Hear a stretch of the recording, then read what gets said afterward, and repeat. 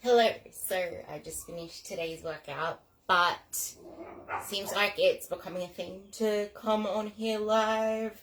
But I was thinking of something else that's been on my mind, I guess, since I created one of my posts a couple of days ago, and now that I'm going on this weekend theme, but it kind of can be related to anything to do with like binge eating or overeating. And I guess it's the language we have in our head when it comes around to foods. Like, we tend to demonize foods. We tend to consider some foods as good or bad. And then we also tend to call ourselves good or bad. Like, we were good during the week, so yay. And then the weekend comes around and then, oh my God, we're bad. But the thing is, not everybody struggles just on the weekend. It's also throughout the week. Like, you can be good all day or try to be good all day, and then nighttime comes around and things get a little rocky. But there's this concept of good or bad food. Like, even considering it as healthy or unhealthy isn't really the best way to look at food.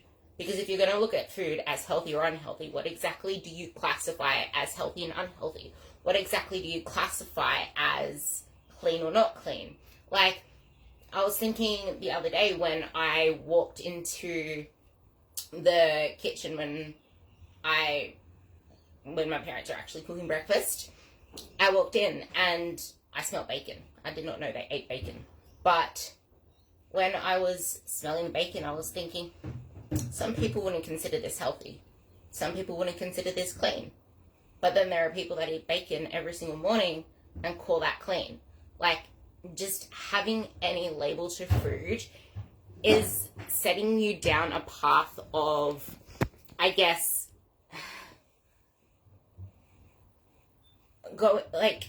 putting some type of rebellion in your brain.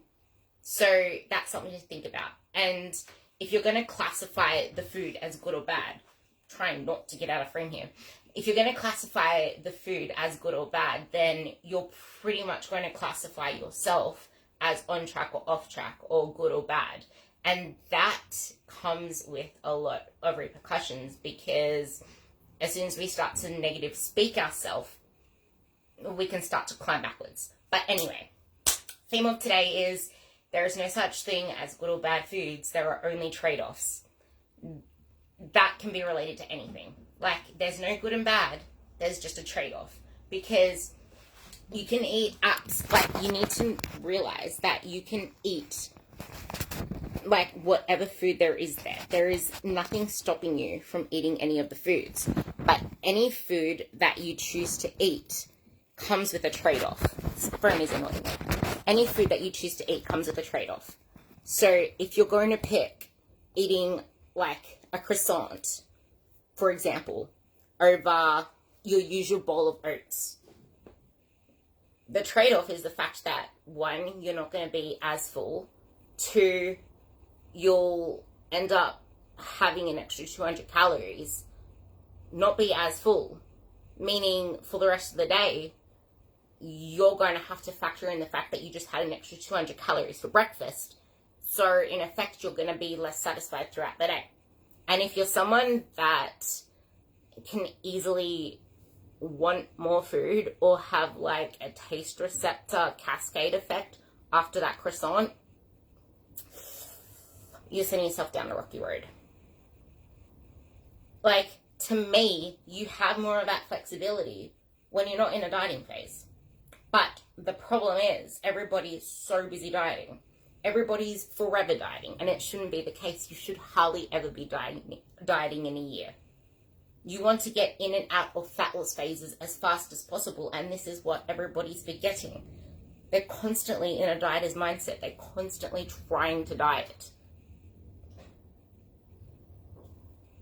Yet, they're still struggling to get the weight off. And that kind of rings alarm bells.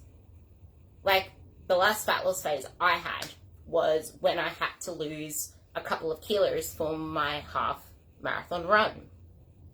Being the fact that I'm not actually overweight, the couple of kilos should have actually taken me quite a lot to lose, but it only took me just over a month. And that's because I spend most of my year in maintenance to the higher end.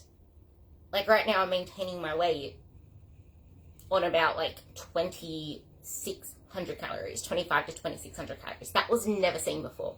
And it will never be seen with people who are forever dieting because they're not giving their bodies the ability to gain that metabolic advantage.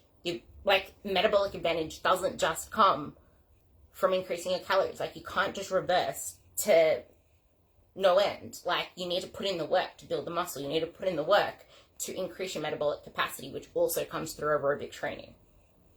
It comes through patience, consistency, doing the long rounds. And you will never get the body of your dreams from one fat loss phase, ever. You need to do a fat loss phase and then actually focus on building your body. You don't need to be in a massive surplus. You don't even need to be in a surplus for that. You just need to be on the upper end of maintenance, because your maintenance range changes daily. And if you're sitting at that upper end and actually focusing on building that body, you're going to set yourself up for massive results. Massive results. You don't want to be in a fat loss phase for most of the year. There are no good or bad foods.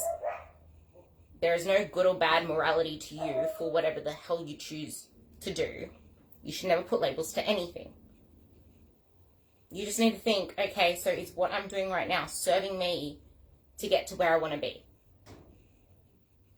Is what I'm doing having the least trade-off? And if it isn't, am I okay with that? There are some questions for you. And I will leave you with that, because I just finished my session. Happy Saturday.